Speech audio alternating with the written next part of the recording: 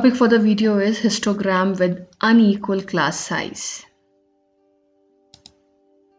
In previous modules, you learnt that it is easy to interpret tabulated data rather than the raw data. So it is always better to collect data in tabulated form during surveys. And that is how it is done. Data collection may take any form depending upon the situations or the sample we are dealing with during the surveys. Suppose for some purpose somebody collected a data regarding age of teachers attending a particular seminar, and he collected this data by sample polling method.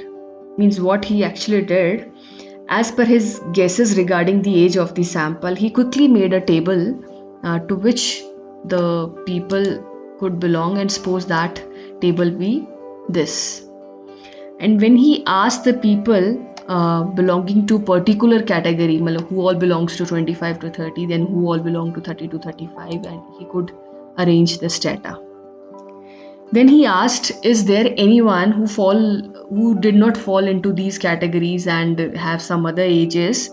So there were few hands up, and on quick analysis he got to know that there are two of them which had ages below 25, and there were three more.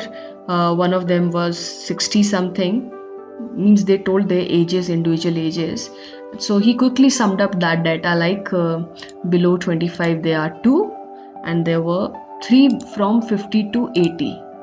So they were in this range, there were only 3 or 4 there. So he didn't make many classes, he just randomly assembled those 4 in the age group 50 to 80. So here the class size was kept same, but here it is somewhat different. But anyhow, he managed to collect the data as per the situations. Now the data comes to me, suppose, and I have to convert it into graph. Okay, so first of all, I can replace this by this. Below 25 can be replaced from below 25 to 0 to 25. And when I'll convert this data into a graph, so because this data is continuous, you can see it's a continuous data. Age is anyways is a continuous data. So the graph will look somewhat like this when I'll plot it.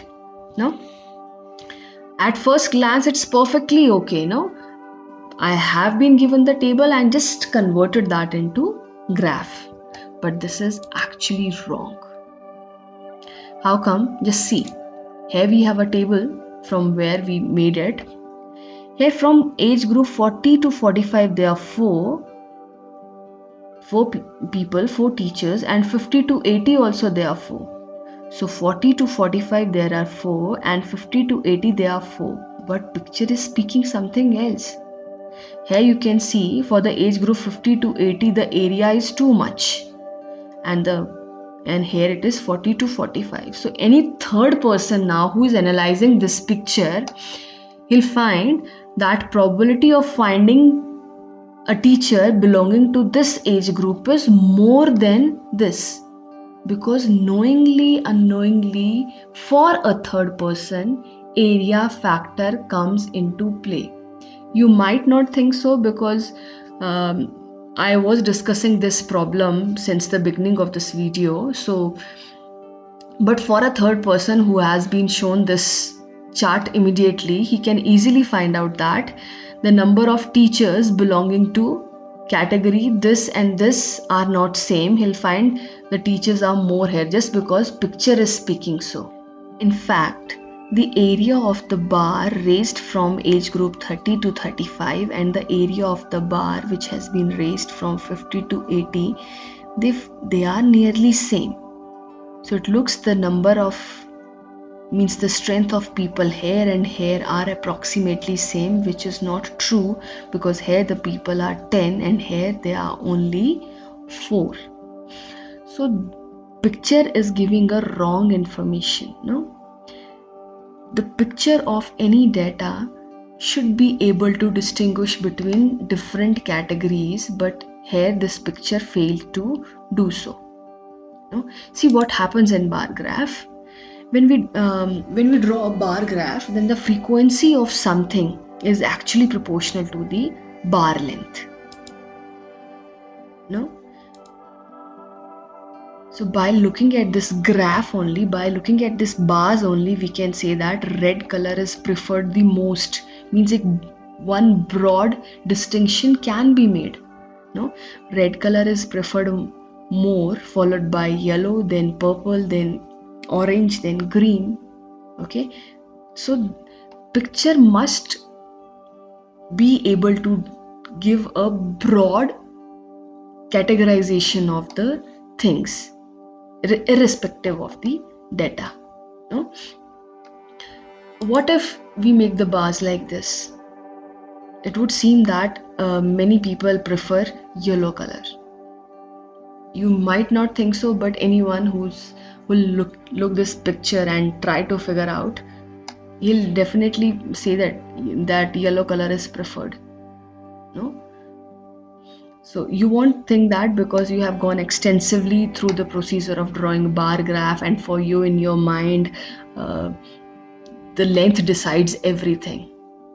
Okay, but for a common man, for a third person, if the picture speaks fully, okay, so here the area factor will definitely speak to him or her. Okay, so here you can deal with the problems, and you can keep the bar width same, and that's what you were told in the junior classes, to keep the bar width same. Okay, but here you cannot keep the bar width same as the data has been collected. So but this problem has to be dealt with.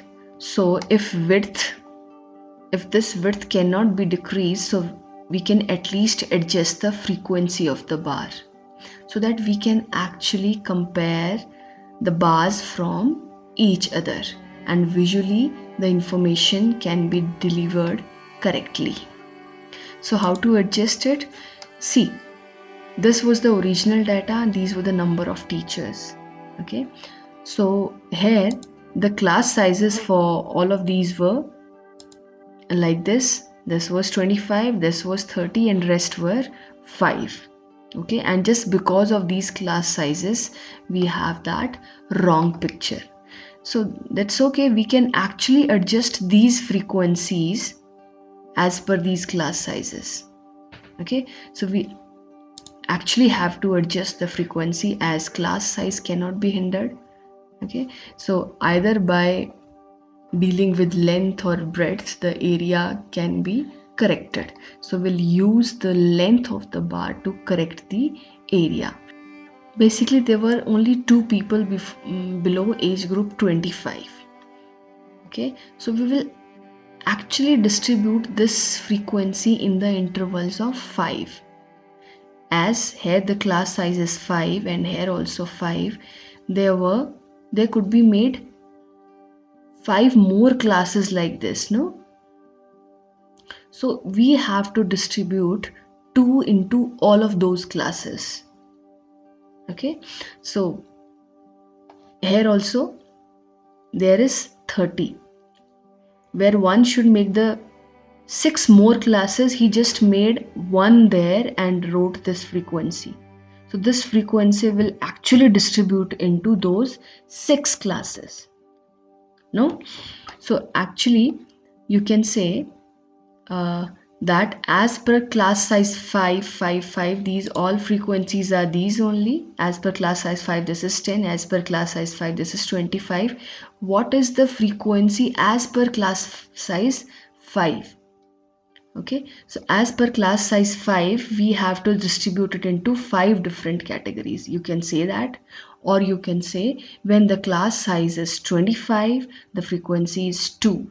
When the class size is 1, the frequency is gonna be 2 over 25. And as per class size 5, it's 2 over 25 into 5. It's a pure unitary method. Similarly here, when the class size was 30, the frequency was 4. When the class size was 1, the frequency is gonna be 4 over 30.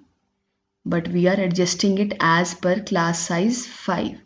So for 1 it is 4 over 30, and for 5 it's gonna be 4/30 into 5. So the new frequency here will be 2/5 and here it's gonna be 4/6, or you can say, so from 0 to 25 of every age group with class size 5 we are gonna have this frequency. Okay, so now as per this new table our graph will get corrected because these bar lengths are gonna be decreased. From 2 to it's becoming 2/5 and from 4 it's becoming 4/6. You can also adjust this frequency as per class size 25 because the basic idea of a picture is to compare the bars from each other.